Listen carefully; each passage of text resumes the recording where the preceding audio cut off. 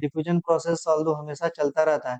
तो सिमिलरली ये जो डिफ्यूजन प्रोसेस है, ये चलता रहता है। देखिए, अगर हम बात करते हैं कोई सा भी प्रोसेस की, तो नेचर के अंदर में 2 प्रोसेस हुआ करता है। हम सब जानते हैं कि एक जो प्रोसेस हुआ करता है, एक फ्री प्रोसेस हुआ करता है, जिसमें फ्री कहने का मतलब कि यहाँ पे यार कोई भी एटीपी का इन्वॉल्वमेंट नहीं है। यहाँ पे मतलब पैसे नहीं खर्च हो रहे हैं, एनर्जी नहीं कंज़्यूम हो रही है।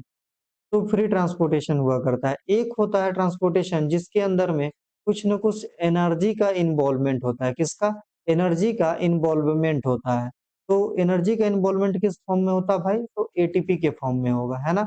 अगर एटीपी के फॉर्म में एनर्जी का इन्वॉल्वमेंट हो रहा है दैट मीन कि कुछ ऐसा प्रोसेस होगा बॉडी के अंदर में जिसके अंदर एटीपी की इन्वॉल्वमेंट हो रही होगी। इसको हम बोलते हैं एक्टिव प्रोसेस। क्या बोलते हैं भाई? एक्टिव प्रोसेस बोलते हैं। सिमिलरली ये जो फ्री प्रोसेस है, इसको हम क्या बोल देते हैं फिर हम पैसिव प्रोसेस बोल देते हैं। इस पैसिव प्रोसेस के अंदर में ये सारा जो अपना डिफ्यूजन हो गया ऑस्मोसिस हो गया, ये सब आता है। बाकी अगर जब हम एक्टिव प्रोसेस की बात करते हैं, तो एक्टिव प्रोसेस में एनर्जी की इन्वॉल्वमेंट होती है। अगर मैं आपको इसका सबसे अच्छा एग्जांपल दूँ, तो ये होता है सोडियम पोटेशियम ट्रांसपोर्ट मैकेनिज्म। क्या होता है भाई? Sodium potassium transport mechanism. मतलब कि एक ऐसा मैकेनिज्म जिसके अंदर में एनर्जी की इन्वॉल्वमेंट हो रही है, तो उसको बोल रहे हैं एक्टिव प्रोसेस। एक ऐसा प्रोसेस जिसके अंदर में एनर्जी की बिल्कुल इन्वॉल्वमेंट नहीं है, एनर्जी चाहिए ही नहीं, इसको बोलते हैं पैसिव प्रोसेस। चलिए, भाई इसके आगे अगर देखते हैं तो सिमिलरली जैसा हम बोल रहे हैं कि डिफ्यूजन, ये भी कुछ ऐसा ही प्रोसेस है। कैसा प्रोसेस है भाई? तो ये प्रोसेस जो है, ये है पैसिव प्रोसेस, है ना? अगर ये पैसिव प्रोसेस है, तो क्या यहाँ पे एनर्जी की इन्वॉल्वमेंट है? नहीं, यहाँ पे एनर्जी की बिल्कुल भी ज़रूरत नहीं है। एक ऐसा प्रोसेस जिसके अंदर में एनर्जी की बिल्कुल रिक्वायरमेंट नहीं है, उसको बोलते हैं हम पैसिव प्रोसेस, जिसका सबसे बेस्ट एग्ज़ाम्पल दिया हमने डिफ्यूजन। तो उसी तरीके से ये जो तीनों हाइट के प्लांट है, चाहे शॉर्ट है, चाहे लॉन्ग है, चाहे एक्स्ट्रा टॉल प्लांट हो, इन तीनों प्लांट के अंदर में ये सारा प्रोसेस करना है। मतलब कि जो ट्रांसपोर्ट करना ही करना पड़ेगा। तो इसके लिए हर एक प्लांट के अंदर में कहीं न कहीं डिफ्यूजन का प्रोसेस होता है और एक प्रोसेस मतलब कि पैसिव प्रोसेस और एक्टिव प्रोसेस दोनों होगा। अगर सिंपल में बोलें तो हर प्लांट के अंदर में ये 2 प्रोसेस होगा। कौन 2 प्रोसेस होगा भाई? एक्टिव प्रोसेस और पैसिव प्रोसेस दोनों प्रोसेस चलते रहेंगे, कोई भी प्लांट हो चाहे एक छोटे हाइट का हो, चाहे बड़े हाइट का हो, है ना? तो आइए यहाँ पे कुछ एनसीईआरटी देख लेते हैं। एनसीईआरटी में क्या दे रखा है, तो इसको देखते हैं एनसीईआरटी की लाइन को एक बार ताकि आपको क्लियर कट आइडिया लग सके। देखिए यहाँ पे लिखा है कुछ हाउ प्लांट एक सिंपल कंपाउंड दैट मीन कि प्लांट जो भी अपने पास सिंपल कंपाउंड हुआ करता है, जैसे मान लेते हैं कि कोई कार्बन डाइऑक्साइड हो, ऑक्सीजन हो, है ना? तो इन सब जो सिंपल कंपाउंड है, इनका इन्वॉल्वमेंट प्लांट कैसे करेगा? इनका यूटिलाइजेशन प्लांट कैसे करता है? जैसे कि CO2 हो गया और फोटोसिंथेसिस के अंदर में भी हम जान रहे हैं, फोटोसिंथेसिस के अंदर में जो प्लांट सुक्रोज के फॉर्म में, स्टार्च के फॉर्म में एनर्जी बना रहा है और उसको सुक्रोज के फॉर्म में इसको स्टोर करेगा, है ना? तो ये जो फोटोसिंथेसिस के थ्रू प्लांट ने फूड बनाया, इसको भी ट्रांसपोर्ट करना पड़ेगा। जैसे कि हम जान रहे हैं कि फोटोसिंथेसिस के अंदर यार जैसे कि प्लांट की लीफ हो गई, तो प्लांट की लीफ में फोटोसिंथेसिस प्रोसेस चल रहा है। अब ऐसा थोड़ी है कि जो भी हमने स्टार्च बनाया इसको हम लीफ के अंदर ही पूरा स्टोर करेंगे, नहीं, ऐसा नहीं करेंगे। इसको प्लांट के अलग-अलग बॉडी तक पहुँचाना पड़ेगा, जो भी हमने फोटोसिंथेसिस में खाना बनाया, है ना? तो ये जो खाना हमने बनाया इसको अलग-अलग बॉडी पार्ट में पहुँचाना पड़ेगा, तो इसके लिए क्या मैकेनिज़्म है? तो इसके लिए यार मैकेनिज़्म है, यही सेम ट्रांसपोर्टेशन का जो अपना मैकेनिज़्म है, यही सेम मैकेनिज़्म है फूड को ट्रांसपोर्ट करने के लिए, है ना? तो ये सब पहले ही का कुछ लिखा हुआ है, तो इसके आगे क्या लिखा हुआ है देखिएगा ध्यान से। यहाँ पे लिखा हुआ है कि for plant the soil is the nearest and the richest source of raw material. इसको याद करिएगा आप लोग। एक प्लांट के लिए क्या है कि जो उसका सॉइल है, जो उसका रूट सिस्टम है, हम सब जानते हैं प्लांट अपना जो न्यूट्रिएंट ले रहा है, तो उसके लिए क्या सोर्स है भाई? एक रूट सिस्टम ही तो सोर्स है, जिसके वाया कोई भी प्लांट जो है, जिसके थ्रू रूट के थ्रू सारा मिनरल एब्ज़ॉर्ब करता है प्लांट, ऑब्वियस सी बात है। तो प्लांट के लिए जो उसका सॉइल है, प्लांट के लिए जो सॉइल है, वो उसके लिए सबसे एक बेस्ट रिजर्वायर का काम कर रहा है। क्या कर रहा है? तो प्लांट के लिए भाई जो सॉइल होती है, तो सॉइल के लिए जो प्लांट होता है, वो सबसे बेस्ट रिजर्वायर का काम करता है। तो जो नियरेस्ट सोर्स है प्लांट के लिए किसी भी मिनरल को ऑब्टेन करने के लिए, वो क्या होगा? तो सॉइल हो गया, क्लियर रहेगा। अगर इतना बात क्लियर है तो आगे देखते हैं। तो यहाँ पे लिखा है the soil is the nearest and richest source of the material. सही बात है, जो सॉइल ही नियरेस्ट और रिचेस्ट सोर्स होगा। तो सॉइल क्या-क्या प्रोवाइड करता है, तो आप सब पढ़े होंगे, एक मैक्रो न्यूट्रिएंट होता है और एक माइक्रो न्यूट्रिएंट होता है। तो ऑल्दो सॉइल के अंदर में थोड़ा बहुत माइनर या फिर मेजरली वेरिएशन, माइनर वेरिएशन बोलेंगे, लगभग हर एक न्यूट्रिएंट प्लांट के अंदर में पाया जाता है, जिसके थ्रू प्लांट जो है अपना सारा न्यूट्रिएंट डेफिशिएंसी को फुलफिल करता है। ठीक है ना? तो ये सब कुछ वही लिखा है एनसीईआरटी में, जैसे कि नाइट्रोजन हो गया, फास्फोरस हो गया और जो भी अदर मिनरल। तो अदर मिनरल जैसे मैंने बोला, तो आपके दिमाग में तुरंत बात एक क्लिक हो जाना चाहिए कि ये जो अदर मिनरल है, अदर मिनरल क्या हो सकता है? तो अदर मिनरल भाई वही हो सकता है, ये मैक्रो न्यूट्रिएंट और माइक्रो न्यूट्रिएंट ही होगा, ठीक है ना?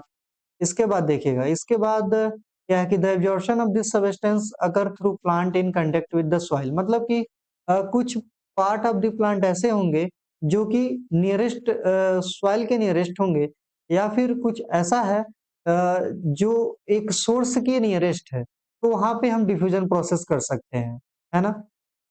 तो इसके आगे देखिए आप, to plant in contact with the soil namely root, root के थ्रू भी प्लांट एब्जॉर्ब करता है, जो कि नॉर्मल सी बात है।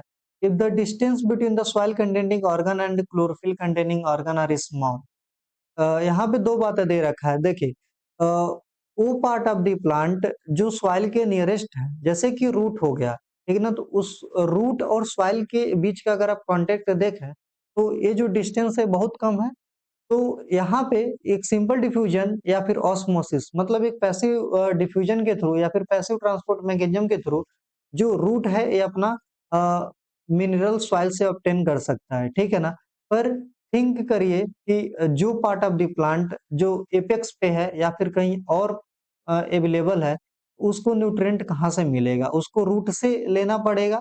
अगर न्यूट्रिएंट जो सॉइल से अगर वो एब्जॉर्ब कर रहा है, तो उसको रूट से लेना पड़ेगा, ठीक है ना? तो उस वहाँ से मतलब एक रूट से लेकर के टॉप ऑफ द प्लांट तक लेकर के जाने के लिए एक कोई न कोई एक अच्छा एक पाथवे होना चाहिए, जिसके थ्रू जो लॉन्ग डिस्टेंस ऑफ ट्रांसपोर्टेशन हो पाए। इस लॉन्ग डिस्टेंस ऑफ ट्रांसपोर्टेशन करने के लिए एक प्रोसेस तो फ्री में होगा नहीं।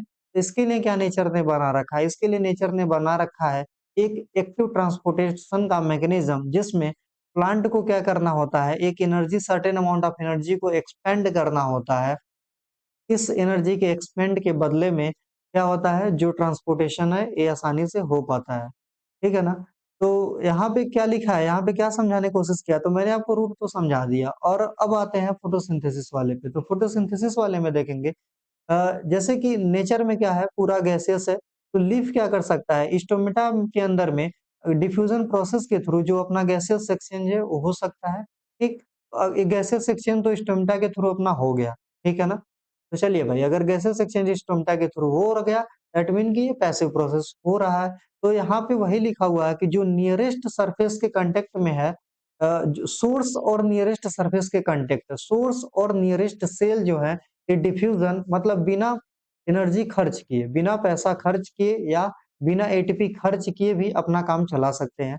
पर अगर यही ट्रांसपोर्ट एक लंबे दूरी तक तय करना हो, यही ट्रांसपोर्ट एक लॉन्ग डिस्टेंस के लिए हो, तो यहाँ पे कुछ एक सर्टेन अमाउंट ऑफ एटीपी को एक्सपेंड करना पड़ेगा, तब जा करके वो प्रोसेस हो पाता है प्लांट में। तो इस पूरे चैप्टर के अंदर में या फिर इस टॉपिक के अंदर में हम बोलते हैं कि जो ट्रांसपोर्टेशन इन प्लांट है, हम वही मैकेनिज्म देखने वाले हैं, कौन-सा मैकेनिज्म है, ठीक है ना? मतलब सिंपली अगर हम बोलें तो आगे चल के हम क्या पढ़ाने वाले हैं भाई?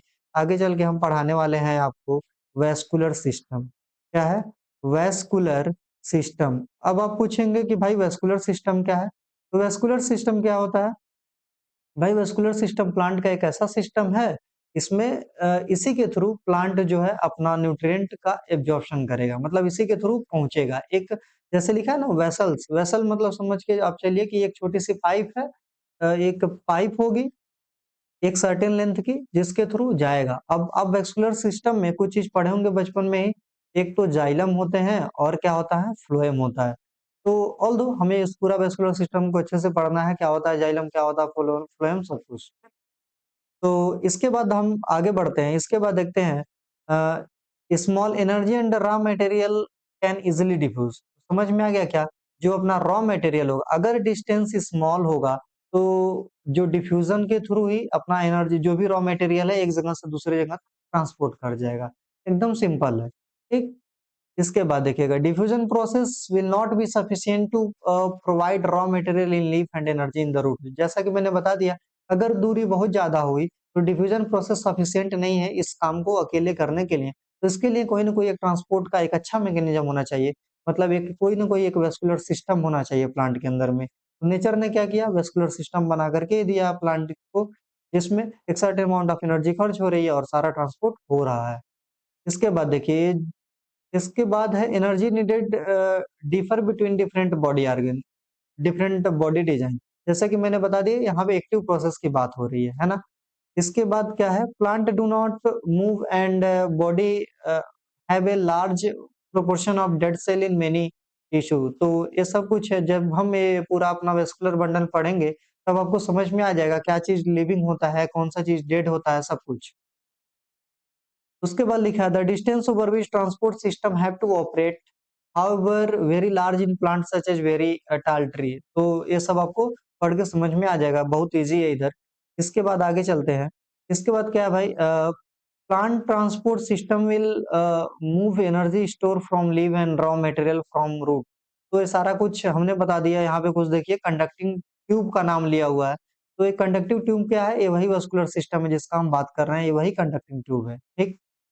यहाँ पे आगे भी कुछ लिखा है फ्लोएम और जाइलम, खैर ये तो हम बाद में पढ़ने वाले हैं।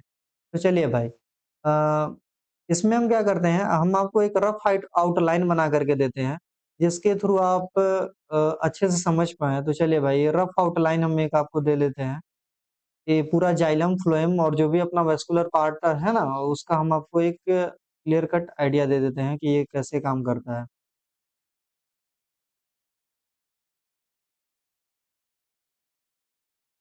तो देखिएगा, जैसे हम जब भी हम वेस्कुलर बंडल स्टार्ट करते हैं, तो जो भी अपना वेस्कुलर बंडल है, तो जैसे मैंने बता दिया कि नाम में क्या लिखा है, बंडल। तो बंडल तो एक चीज़ से बनता नहीं है, बंडल कई सारा चीज़ हम मिलाएँगे तब जा करके एक बंडल की फॉर्मेशन होगी। जैसे कई सारे स्टिक हम मिला दिए तो स्टिक का बंडल में बन गया।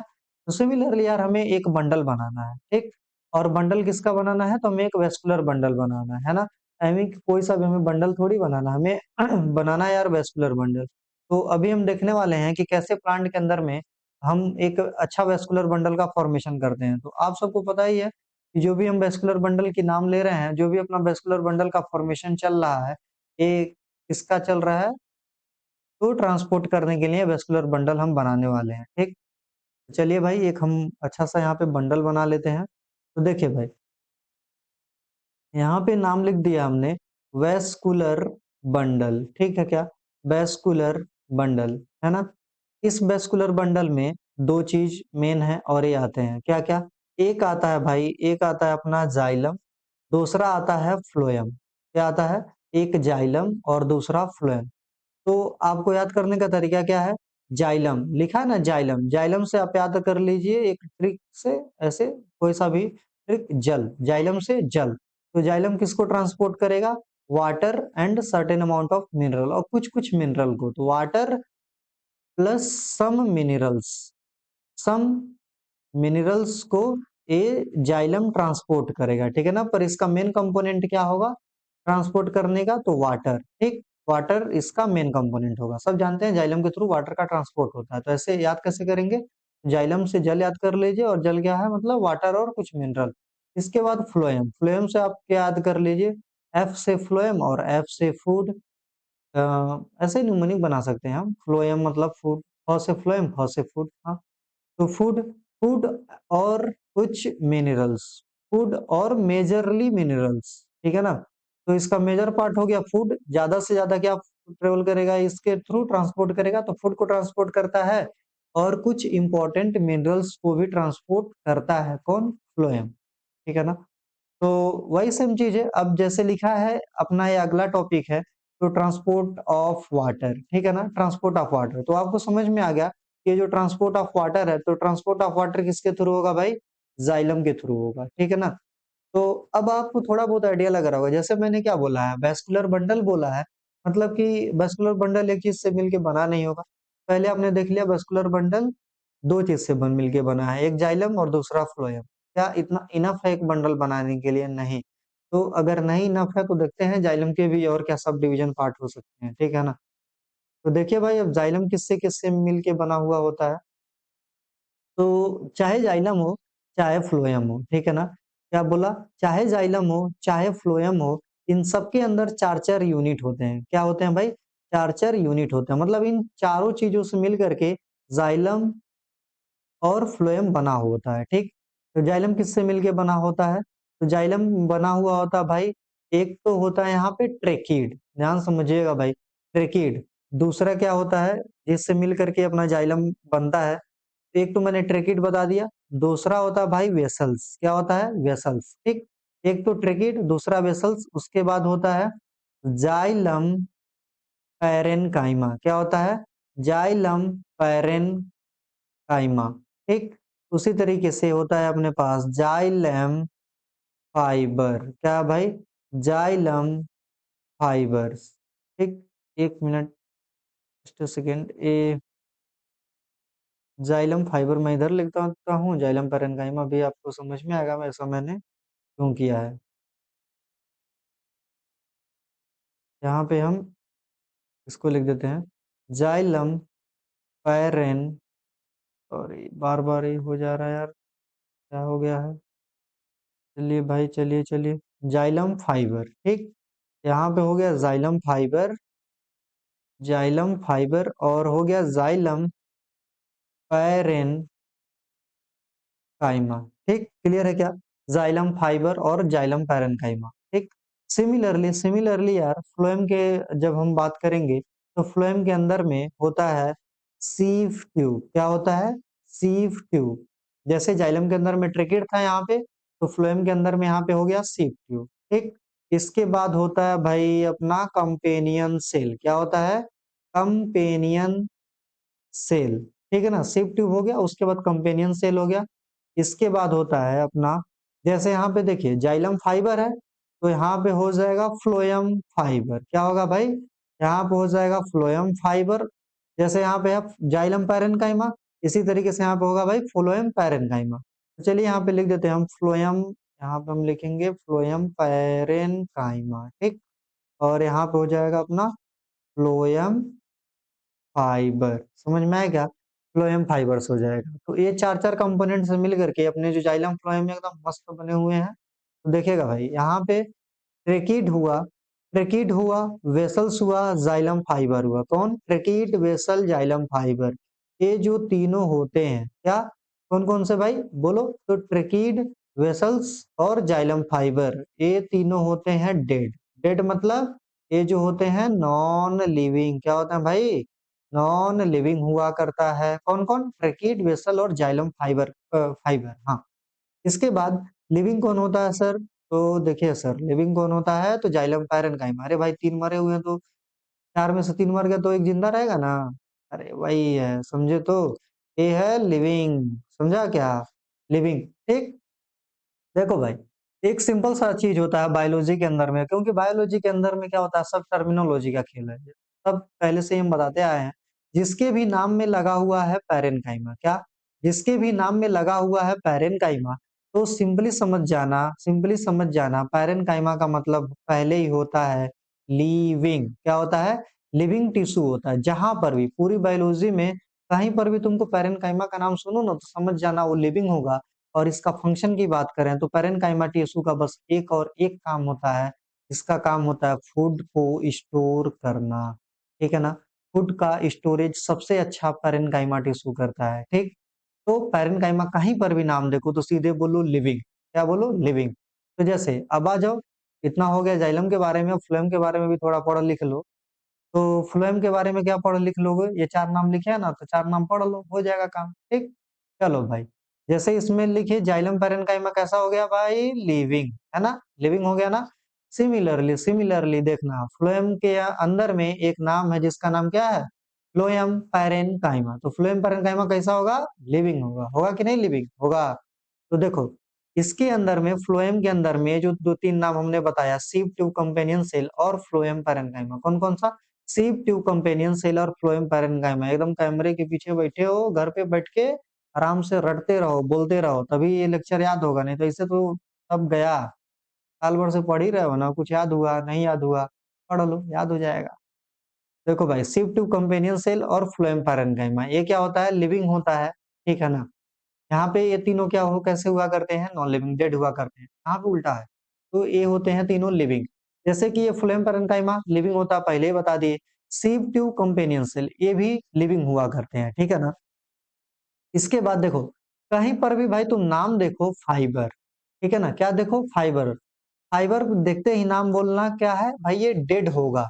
100% कहीं पर भी तुम देखो फाइबर, सीधे बोलो डेड, मतलब कि नॉन लिविंग। क्या बोलोगे?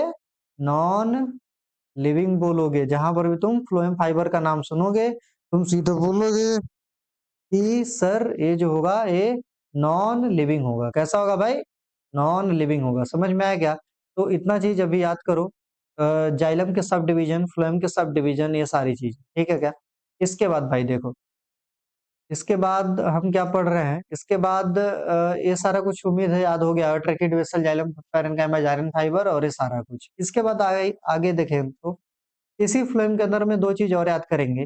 देखो भाई, जो सीफ ट्यूब होता है, क्या? जो सीफ ट्यूब होता है, इसके पास अपना खुद का न्यूक्लियस नहीं हुआ करता है। झटका लगा, लगा, लगा, लगा। तो देखो भाई, जो सीफ ट्यूब होता है, इसके पास अपना खुद का न्यूक्लियस नहीं होता है।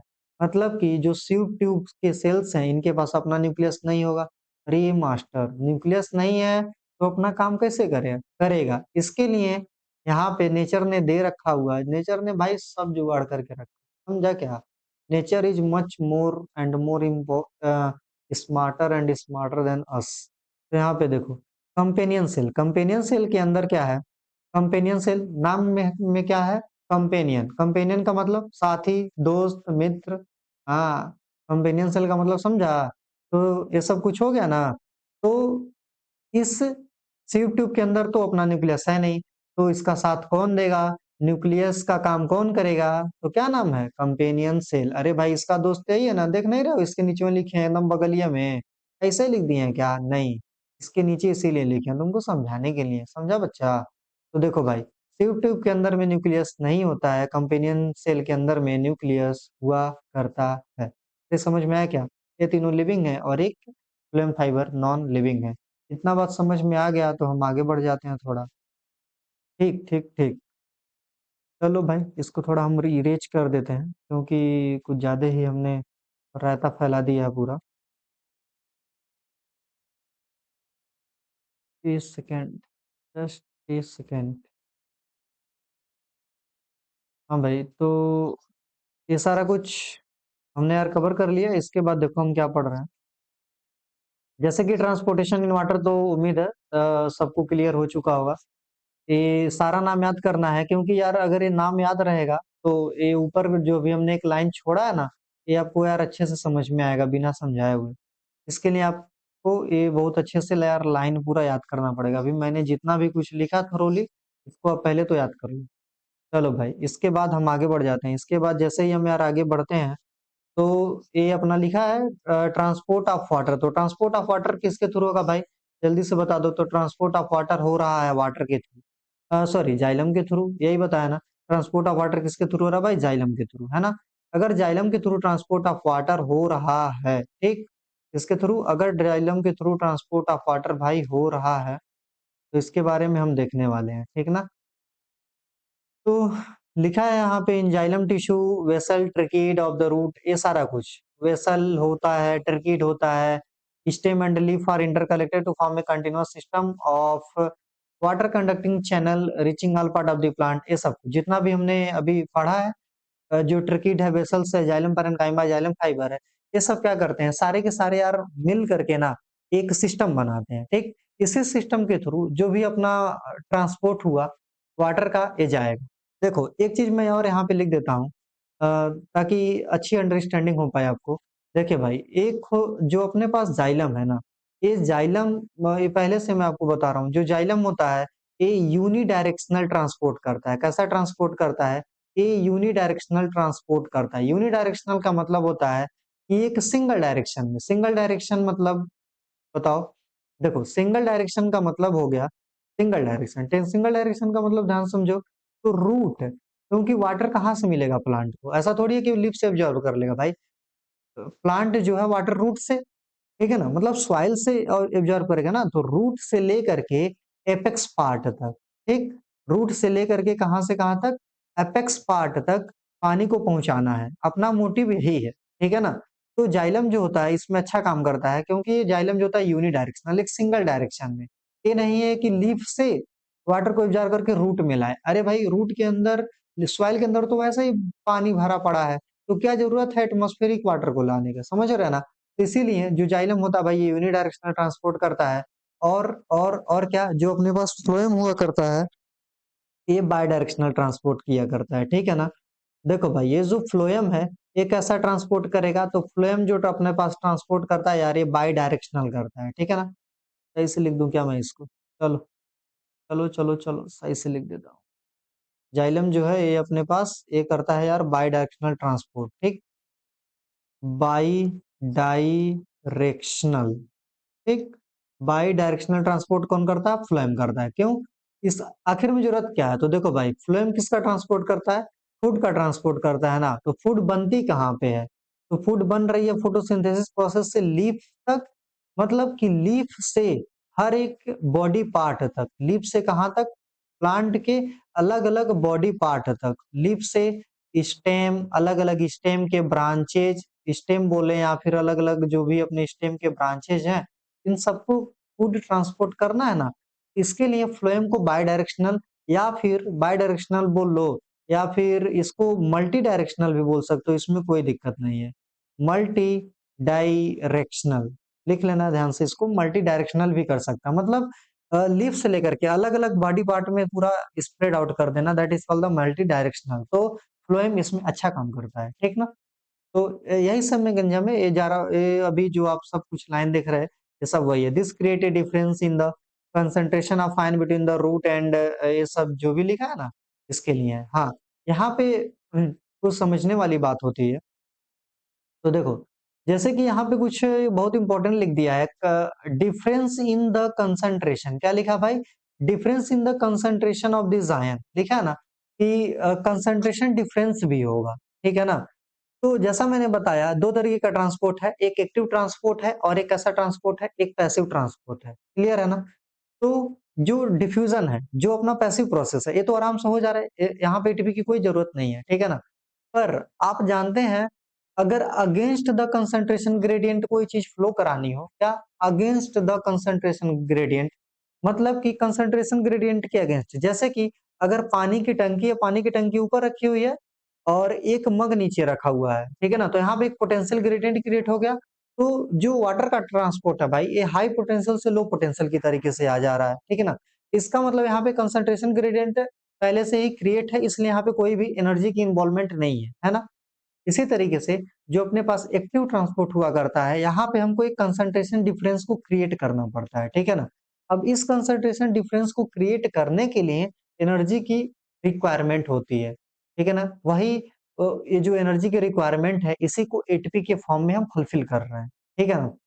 तो ये जो यार एटीपी की इन्वॉल्वमेंट है, ये जो एक्टिव प्रोसेस है, ये कैसे हो रहा है? तो कंसंट्रेशन डिफरेंस को क्रिएट करना पड़ रहा है, इसलिए यहाँ पे एनर्जी की इन्वॉल्वमेंट हो रही है। तो देखो यहाँ पे हम ध्यान से देख लेते हैं, लिखा है ना difference in the concentration of this ion, इसमें हम क्या करते हैं ध्यान समझो, जैसे कि ये पौधा कोई क्या है, ये कोई सा भी यार प्लांट हो गया ना, ये कोई सा भी अपने पास प्लांट है, तो प्लांट की रूट है और यहाँ पे क्या है?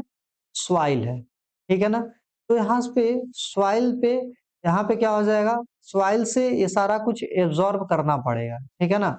तो यहाँ पे क्या हो जाता है, जैसे यहाँ पे सॉइल के पास तो सब कुछ है, तो यहाँ से जब हम चीजें उठा उठा के इधर पे डालेंगे, तो एक सर्टेन अमाउंट में इतने रीजन के अंदर में हाई कंसंट्रेशन हो जाएगी एक कुछ मिनरल्स या फिर किसी भी चीज की, ठीक है ना। तो यहाँ पे चीजें हो गई हायर कंसंट्रेशन, और आगे कैसा है? लोअर कंसंट्रेशन, ठीक है ना। तो इसी तरीके से यहाँ पे कंसंट्रेशन ग्रेडियंट क्रिएट हो गया। अब इस कंसंट्रेशन ग्रेडियंट को फुलफिल करने के लिए एनर्जी की रिक्वायरमेंट लग रही है, ठीक है क्या। जैसे कि सॉइल के अंदर में बहुत ज़्यादा कंसंट्रेशन है ही, हर न्यूट्रिएंट है, तो इसको पहुँचाना पड़ेगा हमको एक सर्टेन प्लांट में, फिर इस प्लांट से अलग-अलग बॉडी पार्ट में पहुँचाएँगे, ठीक है ना? तो एक कंसंट्रेशन ग्रेडिएंट क्रिएट करेंगे और इस कंसंट्रेशन ग्रेडिएंट को ऊपर से नीचे से ऊपर तक ले जाने के लिए यहाँ पे हमको एनर्जी की रिक्वायरमेंट लगेगी, क्यों? क्योंकि बहुत ज़्यादा लॉन्ग डिस्टेंस हो जाएगा, तो पैसा खर्च करना पड़ेगा, एटीपी खर्च करनी पड़ेगी। तो देखो यहाँ पे moves into the root from the soil to eliminate the difference, ये वही चीज़ है जो मैंने आपको समझा दी। This means that is there is steady movement of water into the यहाँ पे क्या लिखा है, एक चीज आप याद रखो, creating a column of water, क्या लिखा है, xylem creating a column of water that is steadily pushed upward, मतलब कि यहाँ पे देखिए ये जो भी अपना ट्रैकिड वेसल था, यहाँ पे इस कॉलम के अंदर में एक कंसंट्रेशन ग्रेडिएंट हमने क्रिएट कर दिया। अब जैसे ही मैंने कंसंट्रेशन ग्रेडिएंट क्रिएट कर दिया, यहाँ पे एनर्जी की रिक्वायरमेंट लगेगी और ये जो सारा कुछ है मटेरियल अपना नीचे से ऊपर की तरफ ट्रांसपोर्ट कर दे। क्लियर है क्या? अ, सिमिलरली यहाँ पे कुछ प्रेशर ग्रेडिएंट भी क्रिएट कर रहा है। ये आगे चल के क्लास में हम अलग-अलग तरीके से ये चीज़ें पढ़ते हैं। एक होता है मास फ्लो हाइपोथेसिस और एक होता है रूट प्रेशर, ठीक है ना?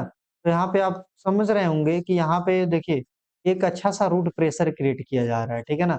इस रूट प्रेशर के इन्फ्लुएंस में सारा ट्रांसपोर्टेशन अपना अच्छे से हो पाता है, ठीक है ना? तो रूट प्रेशर क्रिएट करते हैं और रूट प्रेशर क्रिएट करने के लिए यहाँ पे एटीपी की इन्वॉल्वमेंट होनी होगी, ठीक?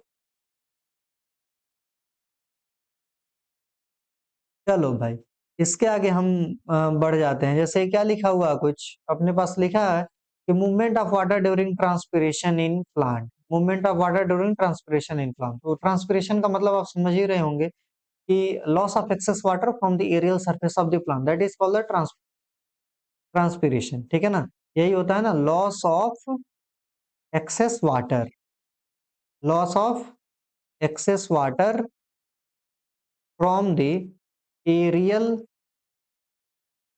सरफेस ऑफ प्लांट्स, इसी को हम बोलते हैं भाई ट्रांसपिरेशन, ठीक? तो ये जो ट्रांसपिरेशन है, इसको करने के लिए तो देखिए भाई, ये जो एरो बनाया रखा है ना, देखो भाई ये जो पूरा एरो अपना बना रखा है एनसीईआरटी में ऐसा-ऐसा ब्लैक-ब्लैक, ये दिखा रहा है कि रूट से वाटर पूरा देखो ये लीफ तक जा रहा है। अब सोचो, अगर ये बनियान का ट्री हुआ, तो इसकी लेंथ तो बहुत ज़्यादा हो गई। अब इतना लेंथ यार तक किसी चीज़ को ट्रांसपोर्ट करने के लिए एटीपी की ज़रूरत चाहिए होगी कि नहीं? एटीपी जाएगा तब जाकर के ट्रांसपोर्टेशन होगा। सॉरी, ये जो ट्रांसपिरेशन है तब जाकर के एटीपी जाएगा तभी जाकर के ट्रांसपिरेशन हो पाएगा। समझा? तो ये कुछ वही लिखा हुआ है। चलो भाई, इसके आगे हम देख लेते हैं यहाँ पे अब। Provided that the plant has an adequate supply of water, the water which is lost through the stomata is replaced by water from the xylem. अगर इस लीफ के अंदर में ट्रांसपिरेशन के थ्रू, जैसा हम बोल रहे हैं कि एक्सेस वाटर लॉस होता जा रहा है, तो ये जो पानी का लॉस हुआ ना, इस वाटर के लॉस को कौन फुलफिल करेगा, कैसे, कौन सा मैग्नीज्म है प्लांट के अंदर में जिसकी वजह से ये जो वाटर की रिक्वायरमेंट है फुलफिल होगी, तो ये वही वही प्रोसेस है, कौन सा,